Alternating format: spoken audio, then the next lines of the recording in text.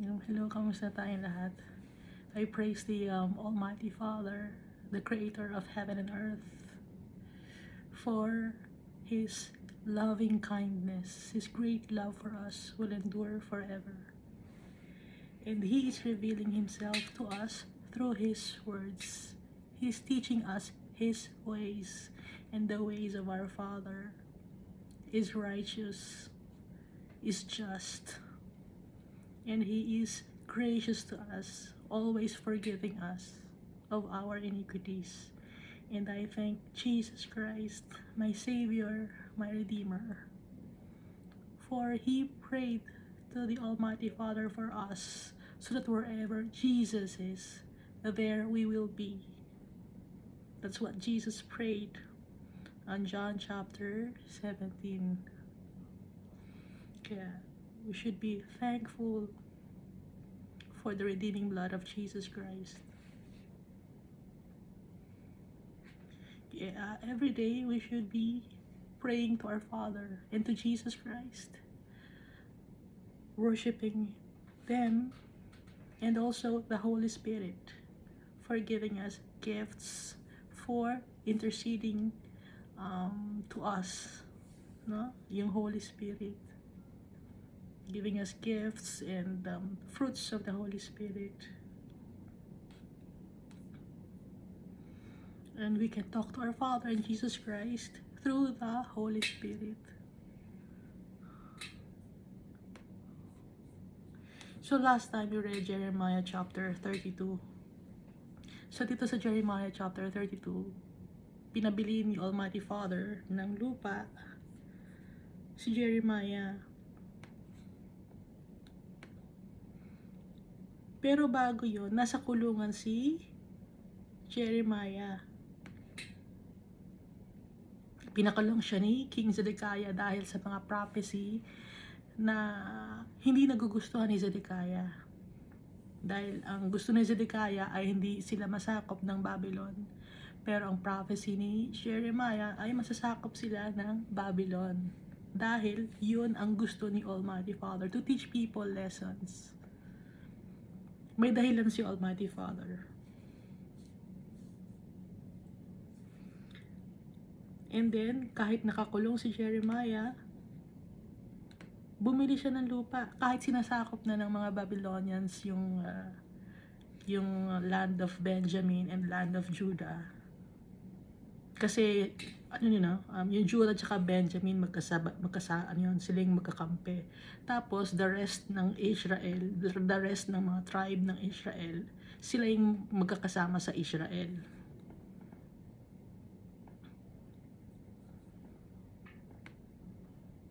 Kaya ang biniling lupa ni Jeremiah na 17 shekels of silver, yung deed of sale or purchase deed na open purchase deed saka yung closed purchase deed, inilagay sa earthenware vessel. Kumbaga, tawag sa atin, palayok, no? Doon itinago, ipinagkatiwala kay Baruch at tinatago sa earthenware vessel. Doon lang nakalagay. Hindi alam ni Jeremiah kung bakit siya pinabili ni Almighty Father ng lupa. Pero may dahilan si Almighty Father. Nagsisimbolize yon na nakareserve na yung lupa para sa mga anak niya. Yun ang gustong sabihin ni Almighty Father kay Jeremiah. Kasi nga, visualization para maintindihan ni Jeremiah. Okay?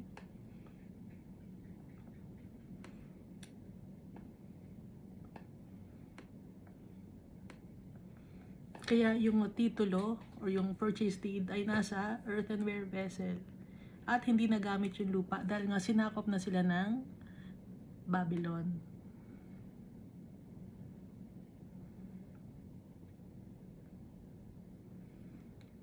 Inayaan ni Almighty Father na sakupin or maghirap ang mga tao because of the iniquities of the children of Israel and children of Judah. Children of Israel, Gentiles, tayo. Children of Judah, mga Jews. So, Dalawang klase kasi, no? Gentiles at Jews, alam nyo na, di ba? So, parang nagkasala. Parehong madumi. Parehong kinalimutan si Almighty Father. Yung kabaitan ni Almighty Father, kinalimutan natin. Kaya, hinayaan ni Almighty Father na masakop ng Babylon ang Judah at Israel. Ngayon, itatanong nyo, bakit ano ang significance noon sa ngayon? Noon pa nangyari yan. Baka sabihin niyo, noon pa nangyari yan eh. Applicable to ngayon. Dahil tayo ngayon ay nasaan? Nasa Babylon tayo. Nakakalat tayong lahat. Mga anak ni Almighty Father. At ano na-experience natin? Sword or war or death, famine, and pestilence. Pestilence, mga sakit. Famine, inflation, yung society, magulo. At saka yung sword or war, walang tigil na away, pagalingan, arrogance, haughtiness of the people. Inallow ni Almighty Father for us to learn. Mapaparusahan tayo, pero yung mga taong makakaintindi, may intindihan nila at matututo sila. At yun ang magiging dahilan para lalapit tayo kay Almighty Father.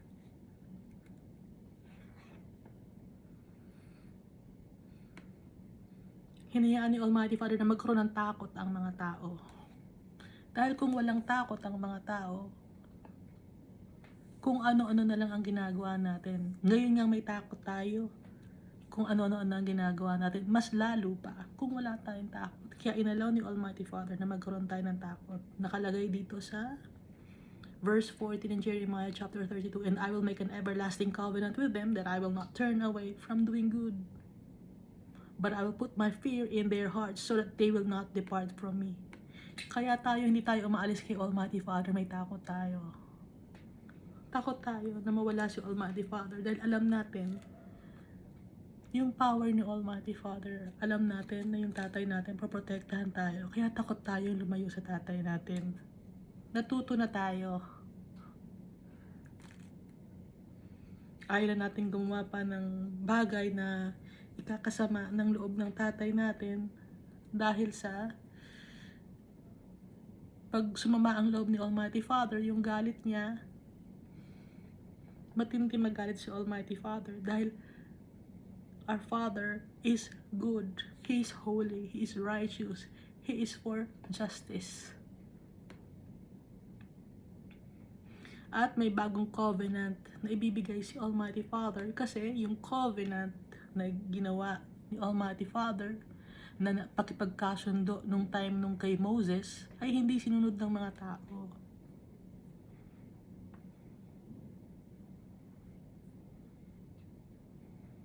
Kaya magkakaroon ng bagong covenant. Yun ay yung covenant with us.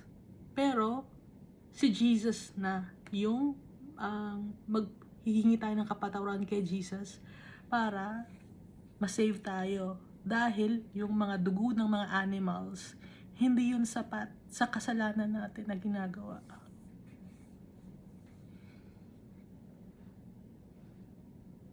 Diba sa Old Testament merong an eye for eye, a tooth for a tooth. So imbis na tayo, mga animals, no? Eye for an eye, tooth for a tooth. Ngayon na dumating si Jesus, eye for an eye, tooth for a tooth pa rin. Pero imbis na tayo, si Jesus. Sacrificial lamb.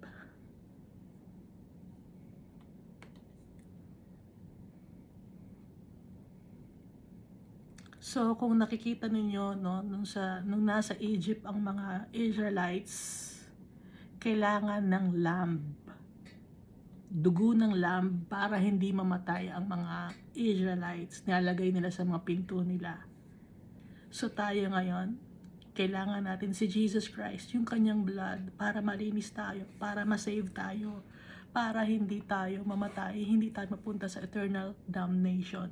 Pag sinabi natin hindi mamatay, hindi mapunta sa impyerno yung kaluluwa natin. Yun ang hindi mamatay, yung mapunta sa heaven tayo. Kasi pag namatay, mapupunta sa yung kaluluwa sa impyerno. Okay? Yung death equals papunta ng hell. Pero yung life, yung soul natin, papunta kay Almighty Father.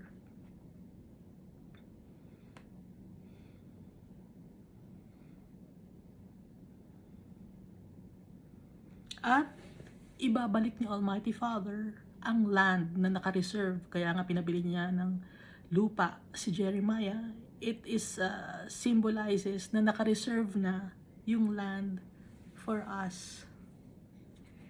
Yung mga souls in heaven, yung mga tao na sumusunod kay Almighty Father, yun ang inheritance. May land na. So ano yung land na yun? Saang lugar yun? Itong mundo, lilinisin ito ni Almighty Father. Nabasa natin diba sa Book of Revelation? Lilinisin ni Almighty Father, tatanggalin niya lahat ng dumi. Si Satan itatapon niya sa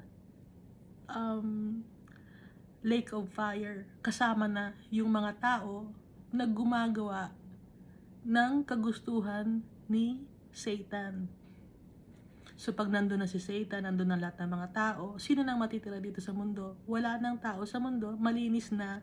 At yung mga souls na sumunod kay Almighty Father, nandun kay Almighty Father. Ngayon, ang gagawin ni Almighty Father, ibababa niya yung New Jerusalem. Kaya nga may land dito na binabanggit. No? Hindi natin alam kung saan ibababa ni Almighty Father yung New Jerusalem. Pero, sure na meron. At dun sa New Jerusalem, dun tayo maninirahan. Dito pa rin sa earth, pero ang pagkakaiba, wala ng mga wicked people. Wala ng mga arrogant, wala ng injustices. Lahat nagmamahalan.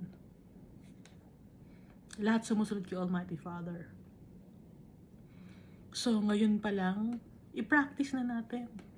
Sundin natin si Almighty Father.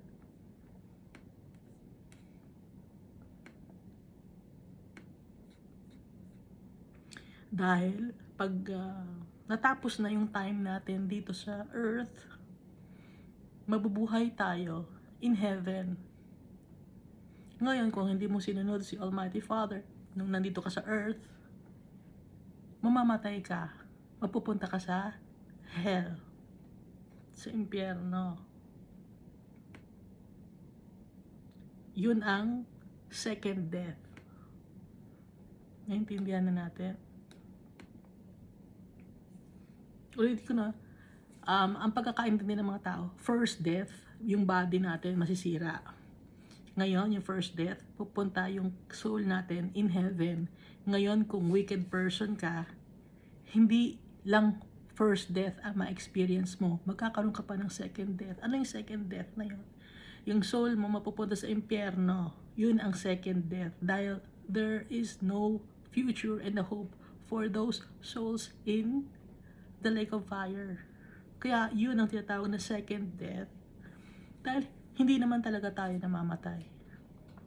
May soul tayo. Bumabalik yung Almighty Father or mapupunta sa impyerno. Kaya lang akala natin namamatay kasi yung body natin, no, nasisira. Gawa kasi sa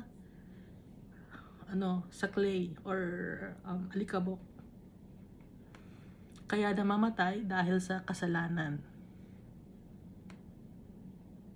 Na dapat yung original plan ni Almighty Father, hindi dapat mamatay tayo. But since nagkasala si Adan at saka si Eva, yun yung curse. Mamamatay na tayo, yung body natin. But our soul will go back to our Father if we are remorseful of our sins, we are afraid of our Father, and we humble ourselves before our Father and Jesus Christ. Nagpapasakop tayo dapat sa tatay natin. Sa sa Jeremiah 33 na tayo, no? Moreover, the word of the Lord came to Jeremiah a second time, while he was still shut up in the court of the prison. So, nasa kulungan pa rin si Jeremiah. Hindi pa rin siya pinapalabas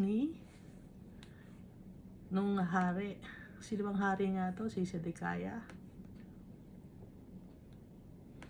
Hindi pa rin siya pinapalabas. Nakakulong pa rin siya. So, kinausap na naman ni Almighty Father si Jeremiah. Sa pangangalawang pagkakataon, habang siya ay nasa kulungan. Thus says the Lord who made it, the Lord who formed it, to establish it. Yahweh, Lord, is His name. Yahweh spells as Y-H-W-H. Yahweh.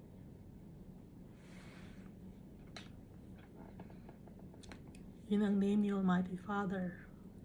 Sabi ito sa verse 3, call to me and I will answer you and show you great and mighty things which you do not know. Sabi ni Almighty Father, tawagin ninyo ako at sasagutin ko kayo. Ipapakita ko sa inyo ang mga bagay na hindi nyo pa alam.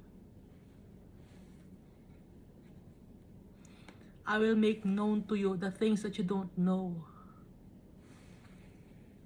Inaccessible, mighty things. Kasi, ang akala lang natin, kung ano lang ang nakikita natin sa mundo na to, yun lang ang alam natin. Akala natin, lahat alam na natin, no? Akala natin matalino na tayo. Pero hindi, marami pa tayong dapat na malaman. So, nakasulat dito, no? Sa James chapter 1 verse 5. If any of you lacks wisdom, let him ask of God, who gives to all liberally and without reproach, and it will be given to him. So lahat, ibibigay ni Almighty Father. Kung mag-a-ask tayo, kung hihingi tayo kay Almighty Father, kung itatawagin natin siya. Pero dapat kung tatawagin natin ang ating tatay, we must humble ourselves at humingi ng tawad. Dahil hindi natin makakausap si Almighty Father, hindi natin maririnig ang boses niya if we are continuously sinning against our Father. So, i-reveal ni Almighty Father lahat ng mga bagay na hindi natin alam. So, ngayon, unti-unting nire-reveal sa atin ni Almighty Father ang mga prophetic books. Hindi natin alam. At meron pang si Almighty Father na alam na hindi pa natin alam, na hindi nakalagay sa Bible. So, aantayin natin si Almighty Father na makasama natin siya at re-reveal niya sa atin lahat. Verse 4, for thus says the Lord, the God of Israel, concerning the houses of this city and the houses of the kings of Judah, which have been pulled down to fortify against the siege mounds and the sword.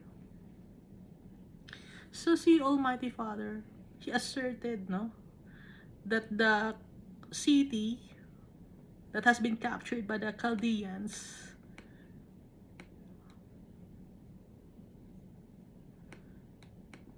ay may ibabalik sa atin, sa mga tao ni Almighty Father.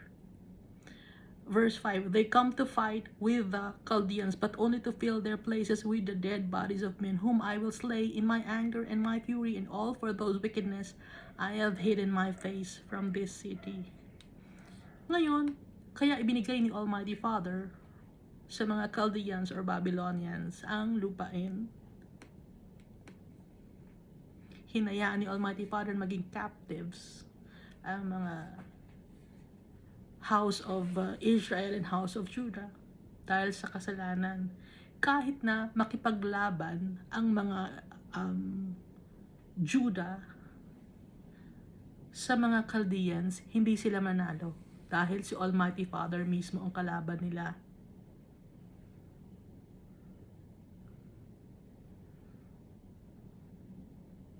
Naiintindihan ninyo? Minsan may mga bagay tayo na gusto natin, hindi natin makuha. Bakit hindi natin makuha? Si Almighty Father mismo ang naghihinder sa atin dahil hindi sa atin makakabuti, ayaw ni Almighty Father.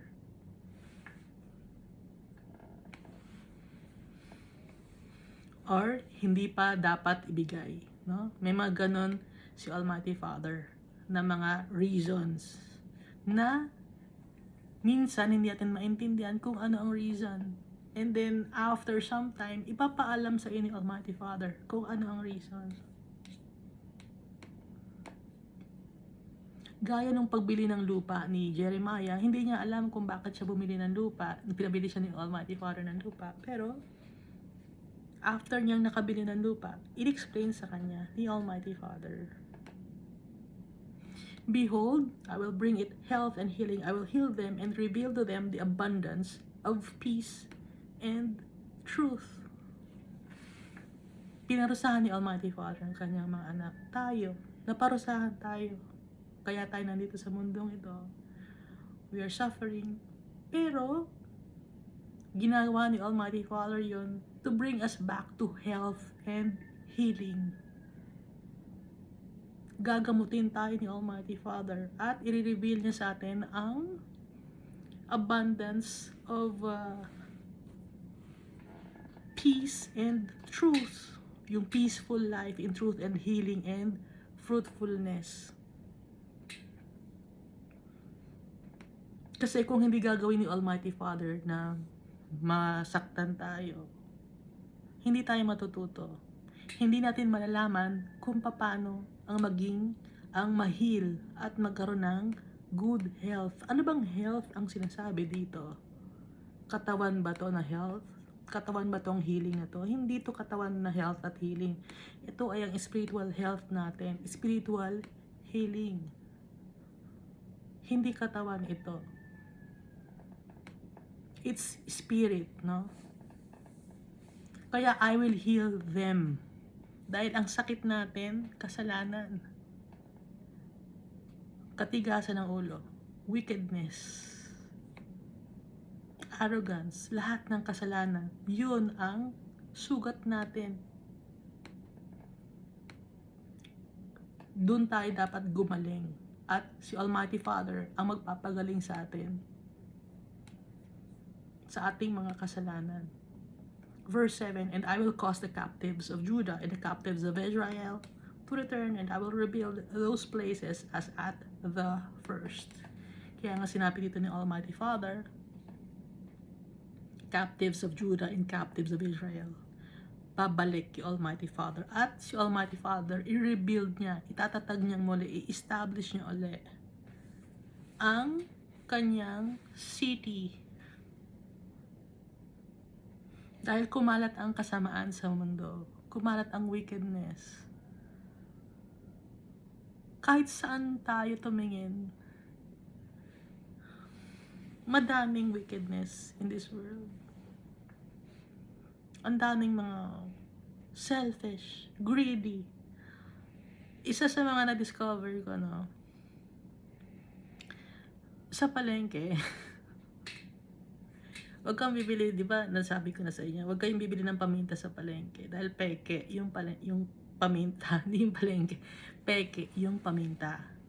Yung paminta na ginagawa or binibili natin sa palengke na nakasupot or sa mga karinderi or sa sari-sari store, yung mga nakasupot na ganyan, tigpipiso ba yun? Hindi yung totoong paminta. Ngayon, sa palengke, may nagbebenta na nakabatsa. Yung ganon, ba't nalilimutan ko laging tawag doon? Batsa? Batsa ata yun? Balde ng paminta. Di ba may nagbebenta, naglalako? Peke yun. Hindi yun totoong paminta. Tingnan mo, lahat ng tao nandaloko. Yun ay buto ng papaya, no? Pag nilagay mo sa ulam yon, ay ba't hindi maanghang? Kasi nga buto ng papaya yon. Magkamukha sila, di ba? Pag pinadry mo yung buto ng papaya, grind mo, pati yung paminta, magkamukha sila. Kaya kahit gaano kadami ang ilagay mo paminta galing palengke, eh, hindi bakit hindi maanghang? Kasi nga peke. Ngayon, bumili naman ako ng asin sa sari-sari store.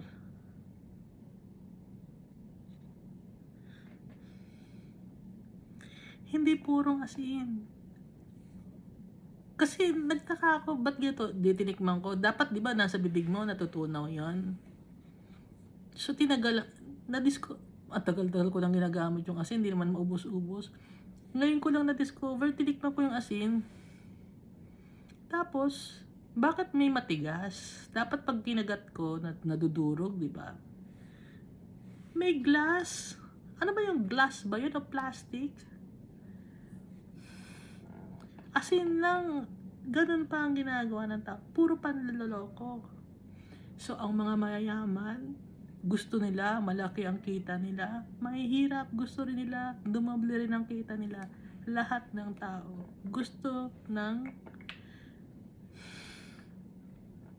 pera. Gusto, selfish lahat. Greedy lahat. Lahat gusto pakabig. Lahat gusto pakabig. Ayaw magbigay. Ayaw magparaya.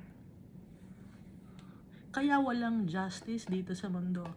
Magtataka ang mga mahihirap, bakit hindi kami nakakakuha ng justice? Sa simpleng paminta lang, simpleng asin, nagbebenta ka, hindi puro peke. Kulang ang timbang. Tapos magtataka ka kung bakit hindi nagiging prosperous ang buhay mo.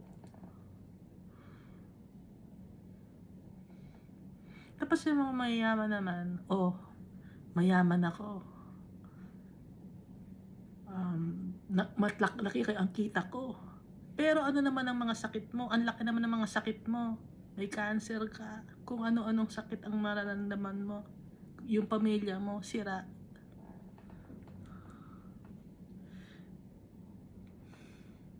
Parusa ni Almighty Father. Punishment. Kahit marami kang pera, hindi ka masaya. Dahil sa kasalanan ng tao. Magpasalamat tayo kay Jesus Christ. Dahil binigay niya ang buhay niya sa atin.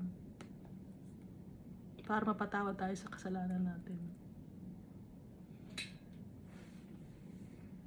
Kaya si Almighty Father, He will cause the people to return to Him. Paano ni Almighty Father gagawin yan? Nakita natin, yung Judah at ang Israel naging captives. Captives tayo ng society. Verse 8, I will cleanse them from all their iniquity by which they have sinned against me. Lilinisin ko sila ng aking nilinisin ko sila sa kanilang mga kasalanan na ginawa nila sa akin. And I will pardon all their iniquities by which they have sinned and by which they have transgressed against me. Papatawarin ko sila. Sabi ni Almighty Father. Baka sabihin niyo, hindi naman kay Almighty Father kami nagbenta ng asin, ng paminta. Hindi naman si Almighty Father yung inaway namin, nagdo-donate kami sa simbahan, nagdo-donate kami sa congregation, kung ano-ano mga ibinibigay namin. Ano ba bang mga gusto niyong ibigay? Bigay kami ng ginto. Hindi yun ang gusto ni Almighty Father. Ang gusto ni Almighty Father, itigil natin yung kasalanan natin. Hindi niya kailangan yung mga offerings ninyo ng mga pera, ginto. Ang gusto ni Almighty Father, itigil natin yung mga kasalanan natin. Yung panlalamang sa kapwa-tao. Doon lang manglalamang ka lang sa kapwa-tao, kasalanan na yun. Kasi panloloko yun, kasinungalingan. Kung sinungaling, sino ang tatay mo? Ang tatay mo, hindi demonyo. Kasi sinungaling ka. So, ang dami ngayon mga businessman, tatay nila demonyo. Kahit mahirap o mayaman, tatay demonyo. Kasi sinungaling. Bata, matanda. Pero may pag-asa tayo. Habang nandito pa tayo sa mundo, seek our Father, ask for His forgiveness to clean us from our iniquities. Verse 9, then it shall be to me a name of joy, a praise and an honor before all the nations of the earth, who shall hear all the good that I do to them, and they shall fear and tremble for all the goodness and all the prosperity that I provide for it. Matutuwa si Almighty Father, He will be glorified because of the goodness and graciousness that He bestowed on us. Nang sa ganon, katatakutan natin yung tatay natin. Hindi na tayo gagawa ng kasamaan. Dahil alam natin na yung masama na ginagawa natin, may punishment yon. Mayroon kayong karampatang kaparusahan. Hindi alam ng mga tao. Bakit hindi alam ng mga tao na lahat ng ginagawa nila may karapatang kaparusahan? Hindi ko alam kung bakit hindi nila alam. Ang daming mga preachers, ang daming mga pastors,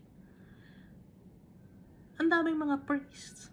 Bakit hindi alam ng mga tao na masasama ang kanilang ginagawa? Hindi ba sinasabi ng mga pastors, preachers, priests, kung ano ang mga kasalanan? Natatakot ba sila? Na baka pag sinabihan nila yung mga tao na masama yun, hindi na magbigay ang mga tao. Kasalanan na ang ginagawa ng mga pastors and preachers and priests. Kung ganon.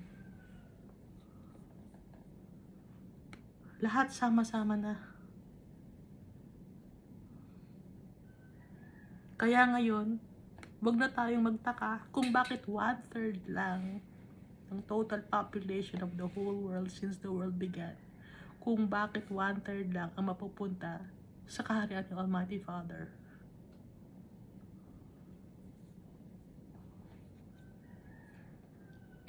Dahil lahat ay tumigil sa kasalanan.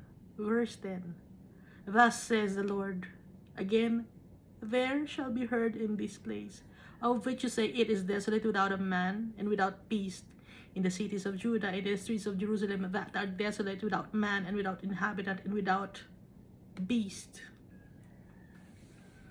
Maririnig, no? Na walang tao, desolate ang lugar. Bakit desolate?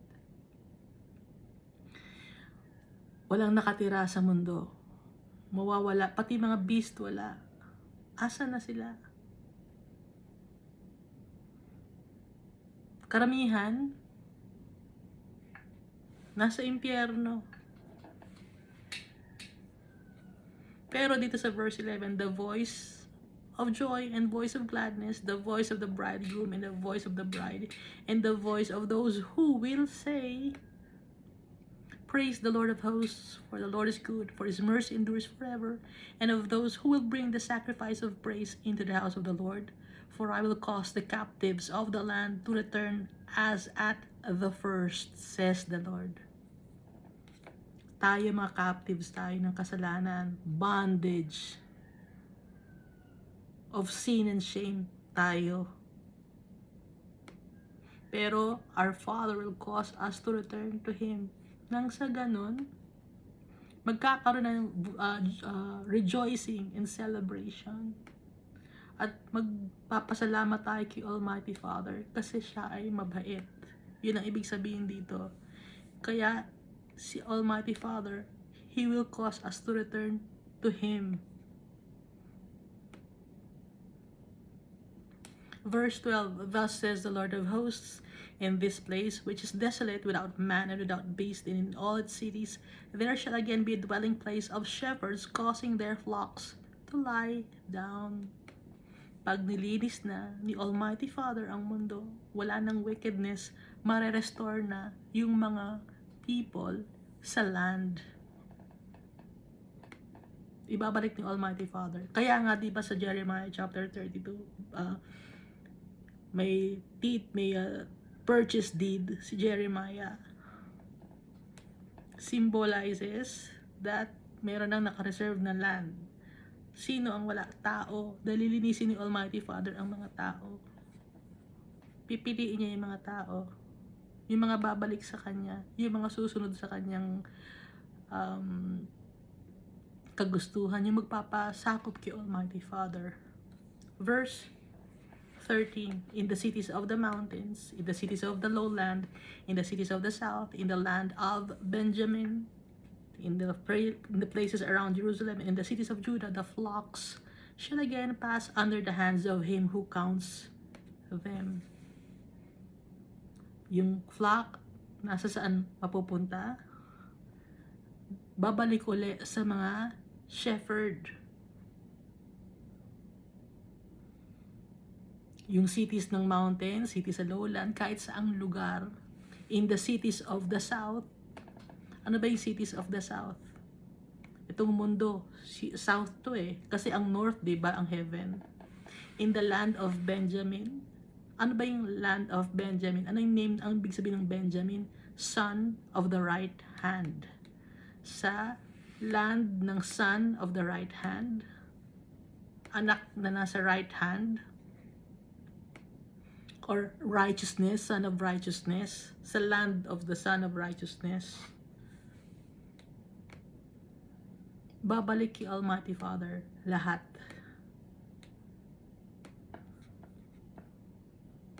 So, ulitin ko, hindi to yung mga tao na galing sa Israel, na babalik ulit sila sa Israel. Hindi yun. Tayo to. Lahat ng tao. Hindi lang yung mga nasa Israel. Mali yung turo. Mali yung turo nung nagtuturo sa amin. Ba't ganun yun? Saan niya kinuha yun? Sino nagturo sa kanya nun? Ba't mali yung turo nun? Hindi lang. Kaya nagtataka ko nung bata ko. Ba't Israel lang? Ba't Israel lang ang ititipunin? Ba't hindi tayo kasali? Kasali tayo. Kasi alam natin ang ibig sabihin ng Israel, di ba? People who struggled with God and prevailed. People who struggled with the trials and tribulations that the Almighty Father allowed us to experience, and yet we prevailed because of the help of the Almighty Father. And to the house of Judah. Ano yung Judah? Judah means praise. So, itetipon lahat ni Almighty Father ang mga Gentiles at Jew. Tayo ang Gentile, kasali tayo sa house of Israel. Yung Jew, nasa house of Judah. Verse 15, in those days, and at that time, I will cause to grow up to David a branch of righteousness. He shall execute judgment and righteousness in the earth. Si Jesus Christ. I will cause to grow up to David, galing sa lineage ni David, a branch of righteousness. Si Jesus Christ. Kasi ang tree, ang pinakapuno, si Almighty Father. Yung branch ng righteousness, si Jesus Christ, extension of the Almighty Father. If He is the extension of the Almighty Father, and God is our Father, then Jesus is God also. Because He's the extension of the Almighty Father. And He will execute judgment and righteousness in the earth. Si Jesus Christ. Nakalagay sa Revelation chapter 4 and 5. Sa Revelation chapter 19 verse 11. Tingnan natin ano.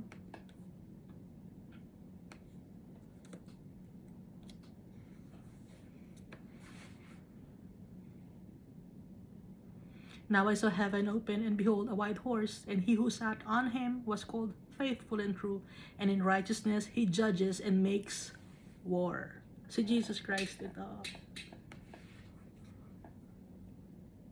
Sa John chapter 5, verse 22. Tingnan nga natin.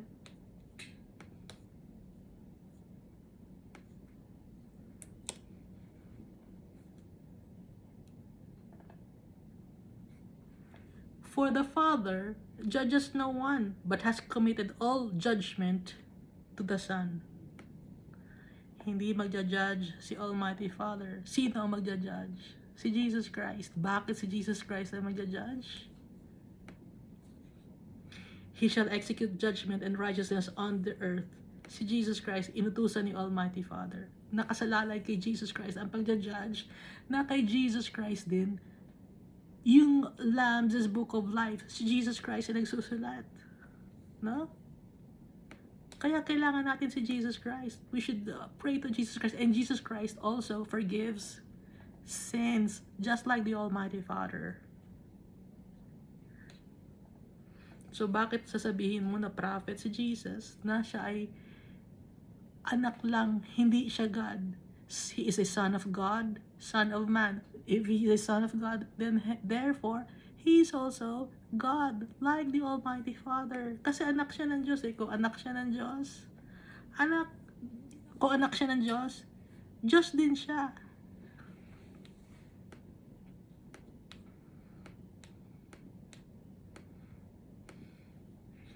Naintindihan na natin. Ngayon, merong ibang religion dyan or denomination, hindi nila ina-acknowledge si Jesus Christ as God. So, sino ngayon na mag-judge sa kanila? Yung leader nila? Hindi ko...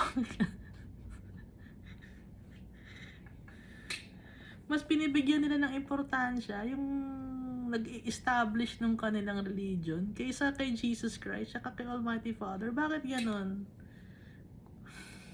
Hindi ko maintindihan.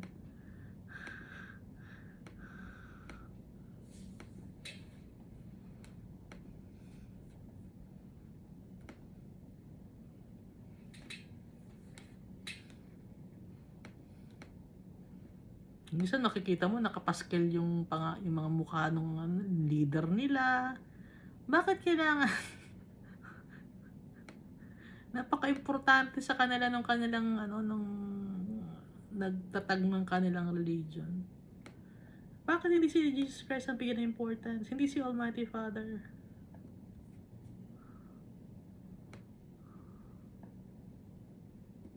Verse 16.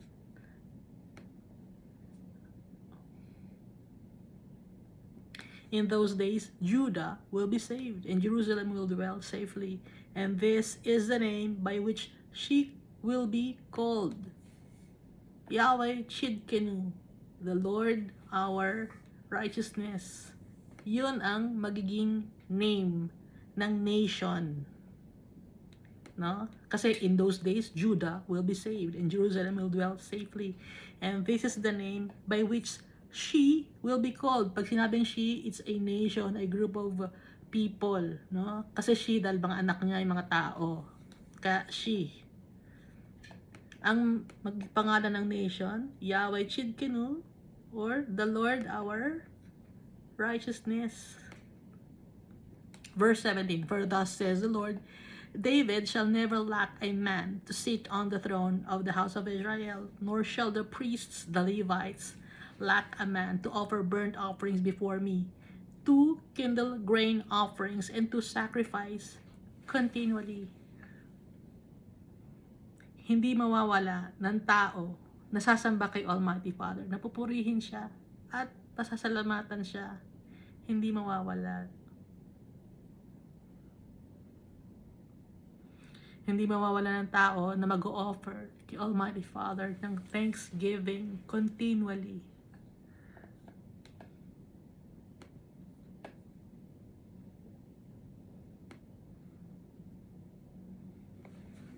Verse 19. And the word of the Lord came to Jeremiah, saying, Thus says the Lord, if you can break my covenant with the day and my covenant with the night, so that there will not be a day and night in their season, then my covenant may also be broken with David my servant, so that he shall not have a son to reign on his throne, and with the Levites and the priests, my ministers. Anong ibig sabihin nito? So dumating ang word kay Jeremiah. Di ba merong day and night? Every day yon, may day, may night. Kung mawawala ang covenant or yung promise ni Almighty Father ng day and night, mawawala yon, mawawala din ang covenant niya sa mga tao, sa mga servants niya. But since hindi mawawala yung covenant ni Almighty Father na day and night. So, hindi mawawala yung covenant ni Almighty Father sa mga tao niya, sa mga servants niya. It will be permanent. Naintindihan natin? Ito naman. So, verse 22, as the host of heaven cannot be numbered, nor the sand of the sea measured, so will I multiply the descendants of David, my servant, and the Levites who minister to me. Bakit Levites? Royal priesthood ay holy nation. Kasi sa Levites galing yung mga priest, di ba? Yung mga high priest sa lineage nila, yung mga high priest. Ngayon, tayo lahat, holy nation, royal priesthood. Sa 2 Peter, holy nation, royal priesthood. 1 Peter chapter 2 verse 9 to 12.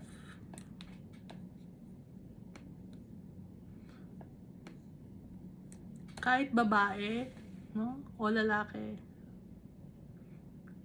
But you are a chosen generation, a royal priesthood, a holy nation, his own special people, that you may proclaim the praises of him who called you out of darkness into his marvelous light. Who once were not a people, but are now the people of God. Dati, hindi kayo anak ni Almighty Father, hindi kayo tao ni Almighty Father. But now, you are the people of God. You are a royal priesthood, a holy nation. You obtained, or who had obtained mercy, but now have obtained mercy. Dati, hindi kayo nakakuha ng mercy. But now, nakakuha na kayo ng mercy, ng kapatawaran. Kaya tayo ang royal priesthood, a holy nation, a chosen generation, the special people of the Almighty Father. Dahil tayo ay kanyang tinawag, galing sa darkness into His marvelous light. Kaya tayo yung magmi-minister kay Almighty Father and the Levites who minister to me. So will I multiply the descendants of David, my servant. So madami. Gaya ng a host of heaven, no? Cannot be numbered. Hindi mabilang ang host of heaven. Ganon din ang mga magiging servant ni Almighty Father. Cannot be numbered. Madami. But 1/3 of the total population of the world since the world began.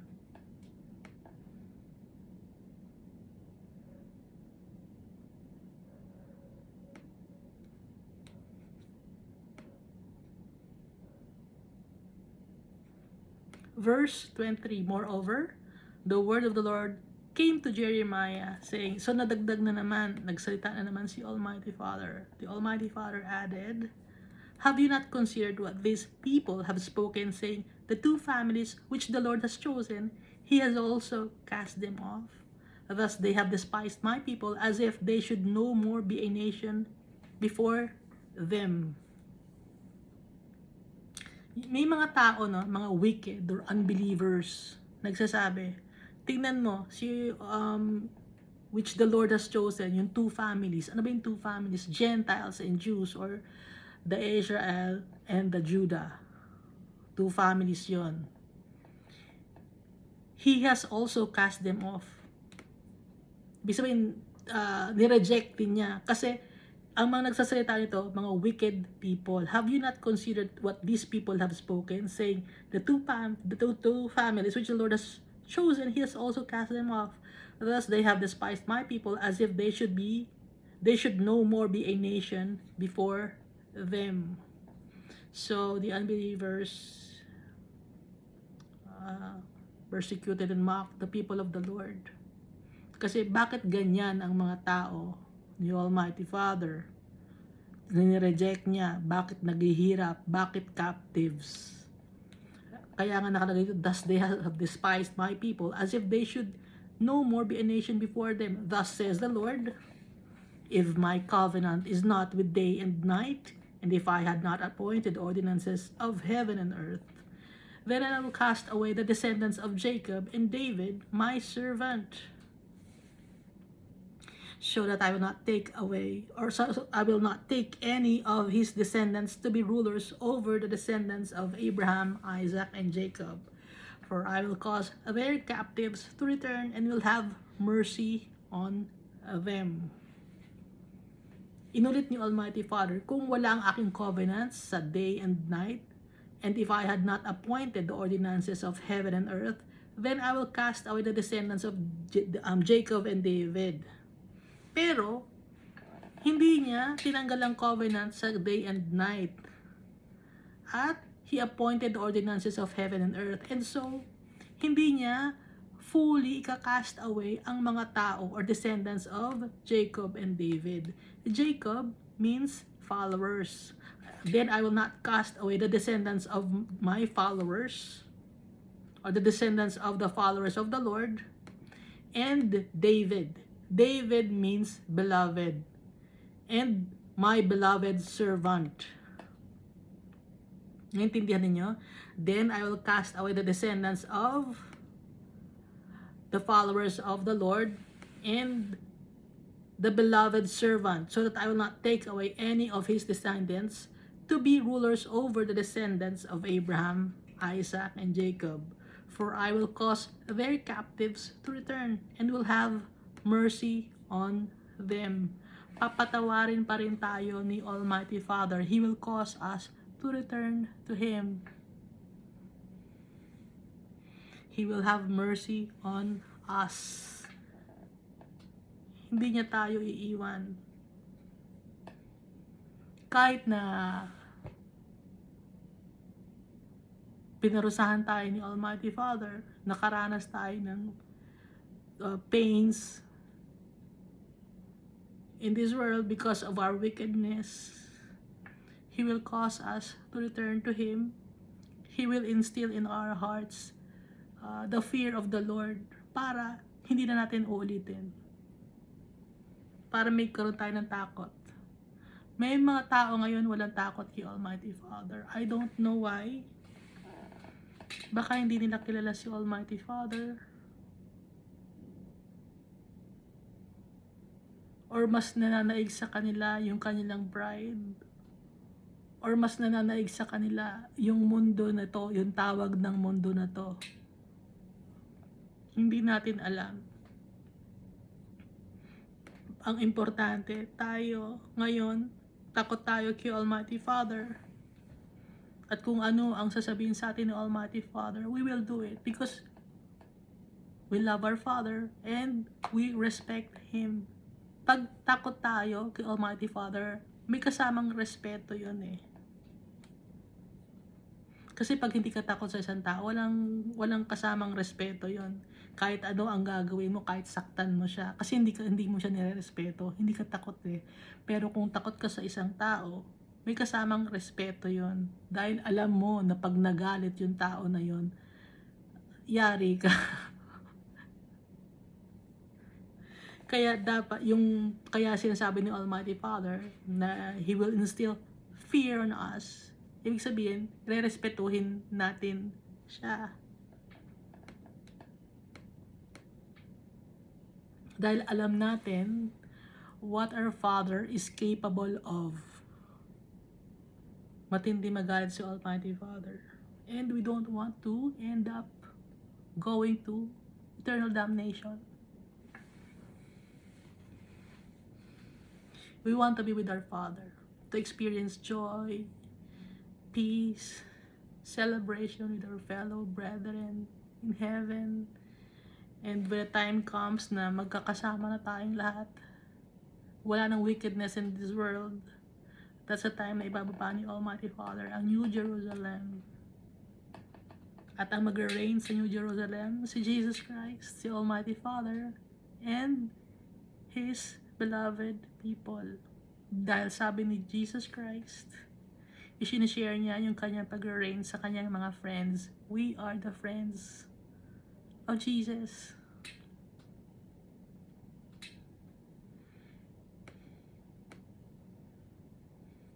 Nakikita ninyo yung pagmamahal ni Almighty Father sa atin. For a time, paparusahan niya tayo. Tuturuan niya tayo.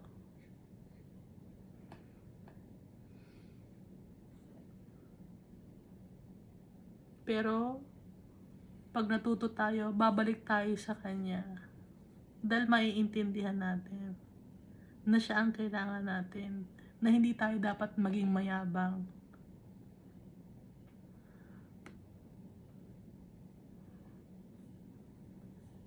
Dudurugin tayo ng Almighty Father. Sa kayabangan natin, dudurugin niya tayo. Huwag na nating antayin pa na durugin tayo ni Almighty Father. Ngayon pa lang, sumuko na tayo sa tatay natin. Huwag na tayong matigas ang ulo. That's why I read to you the Bible. Dinurog na ako ng Almighty Father. Natuto na ako.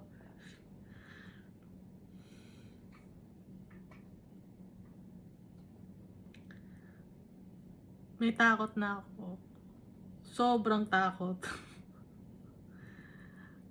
Ayoko sa impyerno. Ayoko. Dahil kung dito lang sa mundo, hirap na ang buhay natin. Gugustuhin mo pa ba mapunta sa impyerno na mas mahirap doon? Hindi natin alam. Hindi natin hawak ang buhay natin. Hindi naman tayo mamamatay. Our body will just grow old. Or yung sa mga iba, it will disintegrate. Babalik sa alikabok. Pero buhay tayo. Yung soul natin buhay. Either, ulitin ko, either sa kay Almighty Father babalik yung soul natin, or magkakaroon ng second death. Yun ay mapunta sa impyerno. Explain ko lang, no? Or ikwento ko lang dati. Muntik na akong malunod, no? Ang dami na nangyari sa akin. Buhay pa rin. Nakwento ko na dati, muntik akong malunod. Tapos nung muntik na akong malunod, ba't parang buhay ako? Parang ganon. Kahit nasa ilalim ako ng tubig. Pero buti, hindi ko alam. Pag ganon ko sa gilid, nakahawak ako sa gilid ng swimming pool. Pero, hindi ko alam. Wala akong nakitang tumulong sa akin. Pero ang alam ko, bakit ako nabuhay? So, tinulungan ako ni Almighty Father. Kailangan mo pang mabuhay, anak. Ito, kumapit ka rito sa gilid. Magbabasa ka pa ng Bible. May mission ka pa, may gagawin ka pa. Humawa ka dito. Pero walang humahawak sa akin. Walang tumulong sa akin. Nakatingin lang yung mga bata. Ay, ano nangyayari doon? Pero nung nasa ilalim ako ng tubig, parang hindi naman ako nalulunod, parang nakahinga naman ako, parang hindi naman hindi ka nagagasp for gasp for breath, gano'n. Hindi Nung paghawak ko lang dun sa gilid ng semento, pag gano'n ko lang, saka lang ako huminga na gano'n. Pero yung nasa ilalim ako ng tubig, parang wala naman. Anto, mamamatay na ba? Ito na ba? Kaya hindi tayo mamamatay. Okay? Yung soul natin, intact pa rin. Yung katawan lang natin ang nasisira. Dahil, curse yun. Simula na nagkasala si Adan at saka si Eva. Hindi dapat yun ang plano ni Almighty Father. But since nakinig si Eva sa ahas kay Lucifer, kaya nasisira na yung katawan natin. So, ganun ang ginagawa ni Satanas sa atin. Sinisira niya tayo. Una pa lang, sinisira na niya tayo. Dapat maging aware tayo yung mga bagay na masama at yung bagay na gusto ni Almighty Father. Paano natin malalaman? Magbabasa tayo ng Bible. Hindi ko gusto kayo mag-iba ng religion. Stay kayo sa religion nyo. Ang ini-encourage ko kayo, read the Bible. Yun, dito ko kayo ini-encourage. Hindi ko gusto mag-iba kayo ng religion. Relax lang kayo sa religion, no? Mag-read kayo ng Bible. And the Almighty Father will reveal Himself to you. Hindi ko gusto mag-proselyte na iba, hindi, mali yung religion mo. Hindi, hindi ko gusto yon. Ang ini-encourage ko kayo, see for yourself, experience the Almighty Father. Read the Bible. Kaya ito lagi ang sinasabi ko, magbasa ng Bible. No? There was a time na pinagbawal ang basahin ng Bible. At may time din na sinunog ang Bible.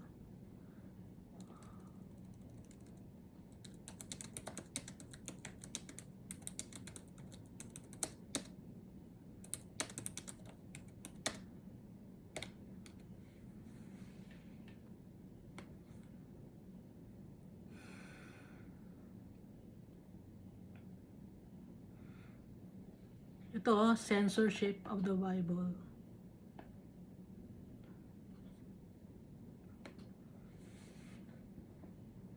Decree of the Council of Toulouse, 1223, Christ's era. We prohibit also that the laity should be permitted to have the books of the Old or New Testament, but we most strictly forbid their having any translation of these books. Ito yung Decree of Council of Toulouse, 1229 CE. Or AD. No, ginawa niyong CE. Bakit? Christ era? Yeah, that's right. Christ era. Pinadali ninyo sa atin. No? Akala ninyo, porque iniba ninyo, ginawa niyong CE and BCE, matatanggal niyo si Almighty Father. Never ninyo matatanggal si Almighty Father. Never ninyo matatanggal si Jesus Christ sa mundo. Bakit? Si Almighty Father ang gumawa ng mundo na to. Tatanggalin ninyo, kayo ang matatanggal. Kayo na umaayaw kay Almighty Father. Kayo ang tatanggalin ni Almighty Father sa mundo na to. Si Almighty Father ang gumawa ng mundo na to. Siya may-ari ng mundo na to.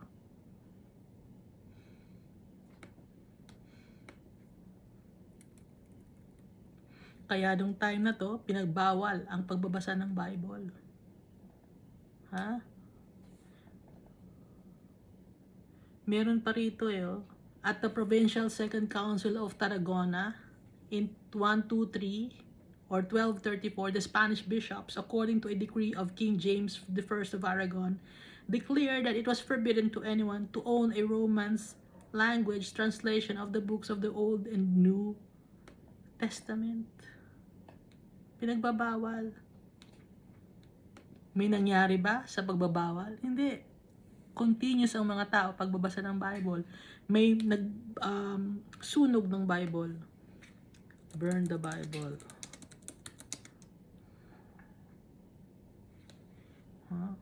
Para mawala ang Bible. Sino ang mga nagsunog ng Bible? Si Antiochus IV. In 100 BC, the king of the Seleucid Empire burned Jewish scriptures and ordered the death of anyone who owned them. May nangyari ba? Andito pa rin ang Bible. Si Diocletian, in 303 AD, the Roman Emperor Diocletian ordered the destruction of all the Bibles and the burning of any homes that contained them. He also built a monument over what he thought was the last surviving Bible. Pero asan ang Bible? Andito. Ang dami.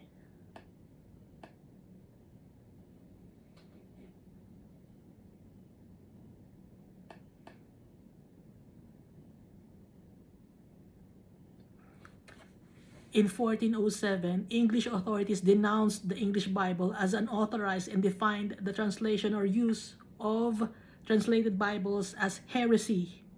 Dahil ayaw nilang mabasa ng mga tao ang Bible kasi nitranslate sa English. Punishable by death by burning. In 1428, Wycliffe's body was exhumed and burned after he was posthumously denounced as a heretic. Kasi si Wycliffe ang nag-translate sa English. Patay na si Wycliffe, in-exhume pa yung body at sinunog. Akala nila may wala na sila, ano. Comedy ba to? Ba't ganyan yung mga tao? Hindi masisira ang Bible hanggat si Almighty Father ay buhay at buhay si Almighty Father. He's the Alpha and the Omega. Mangyayari ang mga nasa Bible. Kaya magbasa tayo ng Bible. Kung hindi powerful ang Bible, bakit gustong sirain ni Satanas ang Bible? Bakit yung mga leaflets ninyo sa ibang mga religion hindi sinusunog? Bakit ang Bible lang? It's because the Bible, the word of the Almighty Father, the word of the Creator of heaven and earth, and Jesus Christ is written in the Old Testament na darating siya to save the people na nangyari sa New Testament na up to now yung blood ni Jesus can clean us from iniquities. So, read the Bible. I encourage you, I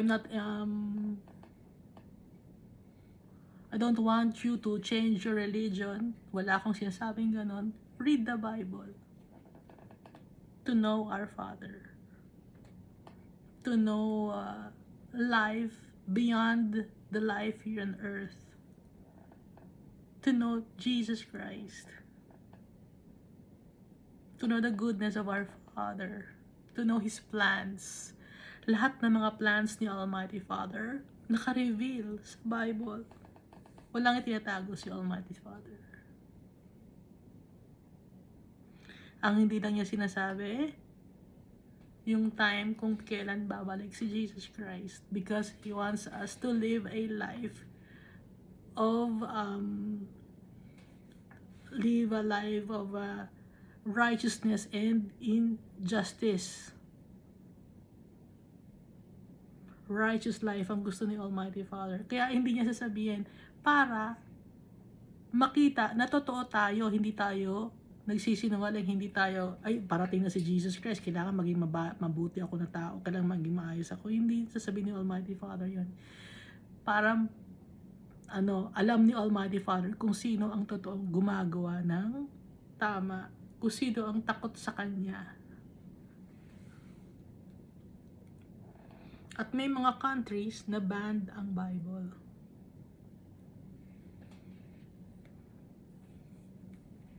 Bakit ang ibang mga books hindi ban? Ba't ang Bible ang ban? Sino nagpa-ban nito? Siyempre, si Satan. Bakit ayaw na ng mga schools na mag-pray ang mga tao, ang mga students? Sino ang paumpisa nun? Gusto ni Satan wag magdasal ang mga bata. Wag makilala si Jesus Christ. Wag makilala si Almighty Father. Ano ang tinuturo ngayon sa school sa mga bata?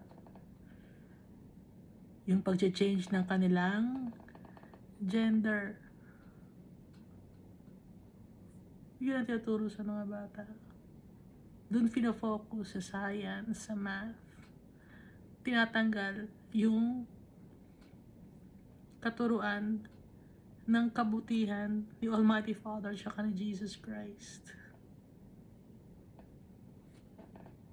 Kaya ang mundo ngayon mas lalong pasama ng pasama. Kaya kayo, basa tayo ng Bible every day and pray to our Father and Jesus Christ. Para maging makasama tayo sa 1/3. Hindi easy. It's not easy. Because yung mga 1/3 na yon, they will be refined in silver, tested in gold. Hindi easy. ang buhay ng mga tao ng 1/3 na yun. Dahil refined in silver, tested in gold.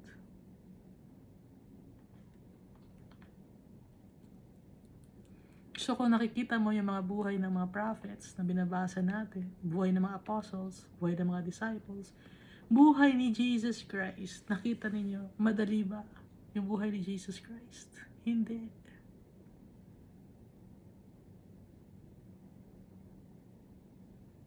Buhay ng mga apostles, hindi. Buhay ng mga prophets, hindi rin madali.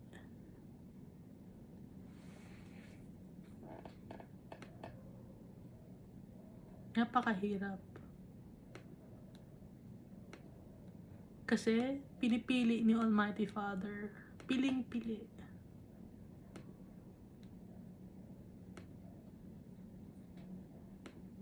At kung titignan natin i-add ko lang. Asan na ba yung guide natin? I-add ko lang kung isa-search nyo yung list of kings and prophets of Judah and Israel and their corresponding verses, yun ang keyword na kasing ginamit ko. Tapos i-check nyo ang paglabas na sa browser ninyo, yung Bible Gateway, click nyo yun, makikita nyo doon yung chart of Israel's and Judah's kings and prophets. Gusto ko lang i-explain So, nung first, walang king ang Israel. Ang king nila sino? Sino ang nagtanggal sa mga tao sa Egypt? Sino ang nag-guide? Si Almighty Father. Ngayon, dumating ang oras na nainggit ang mga tao na gusto nila magkaroon ng king, nainggit sila sa ibang mga nations and countries. Bakit may mga king daw? Yung mga nations and countries na yon, gusto nilang magkaroon sila ng sariling king. Ni-reject nila si Almighty Father. So yung time na to, ang prophet, si Samuel, sabi ni Almighty Father, Samuel, huwag ka mag-alala, hindi ako ang nire-reject nila. Hindi ikaw ang nire-reject nila, Samuel. Ako ang nire-reject nila, sabi ni Almighty Father. And so, the Almighty Father chose Saul. So kung makikita natin dito sa chart, nung una, si Saul, he was a good king. But at the latter part of his life, he became evil. May scripture dito, basahin ninyo. Kung interesado kayo, basahin ninyo kung bakit siya naging evil.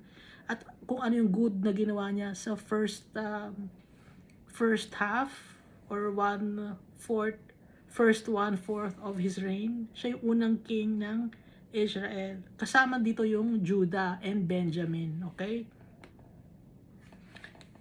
Pero since he was evil, hindi sa kanyang mga anak na punta yung kingship. At si Saul, simpleng tao lang siya. Pero bakit siya yumaman? Kasi naging king siya. And then si David, ang pinili ni Almighty Father. Okay? Hindi siya anak ni Saul, pero siyang naging pinili ni Almighty Father. He did good sa first ng kanyang reign, at saka hanggang sa mamatay siya, he did good. So ang prophet nung time na nun, si Samuel at saka si Nathan. And then after mamatay ni David, ang sumunod sa kanyang king, si Solomon. Anak ni David kay Bathsheba, kasi si Michal, meron siyang rebulto or Diyos-Diyosan or graven image. Kaya hindi siya inalaw ni Almighty Father na magkaroon ng anak kay David. Ang nagkaroon ng anak kay David ay si Bathsheba. So si Bathsheba, ang anak niya, si Solomon. Nung una, good si Solomon. Pero at the latter part of his reign, naging evil siya. Na-influensyahan siya ng iba-ibang mga tao. Nung time na yun, ang prophet ay si Nathan. And then, dahil nga sa wicked, si Solomon, he did bad in the eyes of the Almighty Father. Ang dami niyang naging asawa, 800 concubines ata. I'm not sure. Nalimutan ko na. So, ang dami niyang asawa, araw-araw, iba-iba. Tapos, gumawa siya ng mga statue or altar para sa mga asawa niya dahil iba-iba ang mga sinasamba ng asawa niya. Kaya ang nangyari ngayon, na-divide ang kingdom. Nagkaroon ng Judah at saka ng Israel. Inalaw ni Almighty Father to. Bakit inalaw ni Almighty Father? Symbolically, no? Kaya nga si Almighty Father, all things work together for good to those who love the Lord. Kasi naging symbol ito, no? Naging wicked si Solomon, naging evil siya sa kanyang latter part of his reign. Kaya na-divide ang kingdom. Judah and Israel. Ang kasama ng Israel, lahat ng mga tribes except Benjamin and Judah. Tapos ang makakampi ni Judah ay ang Benjamin. So kung ititignan nyo rito, halos lahat ng mga king ng Judah did evil. Evil lang start, nagtapos, pagiging evil pa rin. Ang except si Jehoshaphat, no? Nag-start siya ng good and he ended good. And also Asa, good and good, nakalagay dito. Pero si Jehoram, si Ahaziah, si Athaliah, they did evil from the start and up to the end of their reign. Evil pa rin sila. Etong si Joash, he did good at first, but then, at the latter part of his reign, he did evil in the eyes of God. Ngayon, same with Amaziah, good at first and then evil in the eyes of God at the latter part of his reign. Ganon din si Uzziah. Nakikita ba ninyo? Hindi nakikita. Ganon din si Uzziah. Pero si Jotham, good and then good. Para maintindihan ninyo itong chart, no? Good and then good. Itong si Ahaz, evil, start, evil, end. Si Hezekiah, good, good. Si Manasseh, evil and good. Evil, nag-start siya ng evil, pero at the end of his reign, naging good naman ang kanyang siya sa mata ni Almighty Father. Si Amon, evil, evil. Si Josiah, good, good. Si Joahaz, evil, evil. Si Jehoiakim, evil, evil. Jehoiakim the son, evil, evil. Zedekiah, evil and evil. Nakikita na ninyo? Puro evil. Ngayon, dito, yun yung part ng Judah. Dito naman sa Israel, puro evil. Except si Jehu, at the start, he was good in the eyes of the Almighty Father. But then, at the latter part, he did evil in the eyes of God. No? Nakikita niyo ba? Nandun ba kayo sa chart na sinasabi ko? Puro evil ang ginawa ng mga Israel.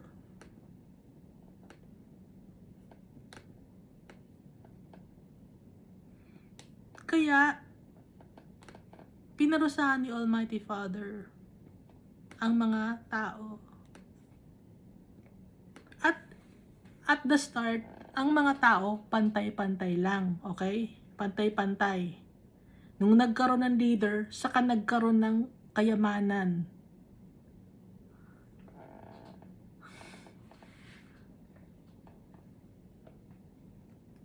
Saka yumaman yung leader. Hanggang ngayon, ganun ang mga tao. Dati, simpleng tao ka lang, tapos nanalo ka sa eleksyon, yumaman ka. Ba't ano nangyari? Yumaman ka. Ang dami mo ng connection, ang dami ng gustong makisosyo sa'yo. Ano ang kasosyo mo? Wala kang pera, pero ikaw ang gustong isinososyo. Anong pera? Anong contribution mo? Yung posisyon mo. Meron ako nakitang ganon. Wala siyang puhunan. Ang may puhunan yung businessman. Ngayon, since siya ang mayor, or siya yung presidente, or basta may katungkulan siya, naging ano siya, stockholder. Kaya marami ang nag-aagawan bilang mayor or sa posisyon, kahit barangay nag-aagawan dahil sa corruption. Nakikita na ninyo? So since time immemorial, ganon ang gawain ng tao. Wickedness. Kaya pati ang land, leader, wicked. Pati ang land, wicked. Lahat na wicked. Kaya kailangan natin si Almighty Father. Kailangan malinis ang mundo. Dahil sa pagre-reign ni Almighty Father, wala nang wickedness. Si Almighty Father ang magre-reign, si Jesus Christ ang magre-reign, at ang kanyang mga chosen generation. Naiintindihan na natin. Dahil lahat ng tao greedy. We, their Father, kailangan tayong matuto, kailangan tayong durugin ni Almighty Father para magkaroon tayo ng takot sa Kanya, para makabalik tayo sa Kanya. Dahil ayaw ni Almighty Father na may mga souls na mapupunta sa impyerno. Pag may mga souls na napupunta sa impyerno, natutuwa si Satanas. Yung mga demonyo, natutuwa sila. Akala kasi ng mga tao, pag nakapunta sila ng impyerno, party. Magpa-party sila ron, magse-celebrate sila doon, kung ano ng mga music ang papatugtugon nila, puro mga fleshly desires ang mangyayari. Hindi nila alam. Kasi hindi sila nagbabasa ng Bible, hindi nila alam kung ano ang magdadatnan nila sa impyerno. So now we have a responsibility to tell the people of the goodness of God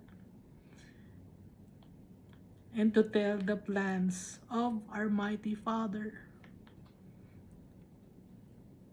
And that is to bring us to His heavenly abode.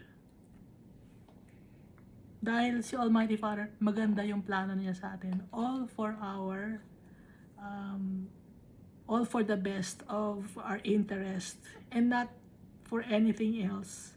Dahil si Almighty Father, He's good already. He's in heaven, and also Jesus Christ, tayo ang magulo because of our iniquities, transgressions. And so I encourage you to read the Bible.